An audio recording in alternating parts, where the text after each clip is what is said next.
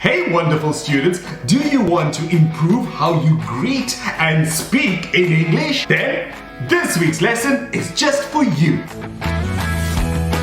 Hey guys, did you have a wonderful summer break? You did? Well, it's time for us to start with our first lesson of this year. And we thought the best way to start is to teach you how to meet and greet someone in English. That's right, Brent. Greeting someone the correct way can be the start to a wonderful relationship. So, being able to do this is an important part of the learning process. To help you, we have some wonderful vocabulary like the nouns, handshake or acquaintance, as well as expressions like break the ice or hit it off.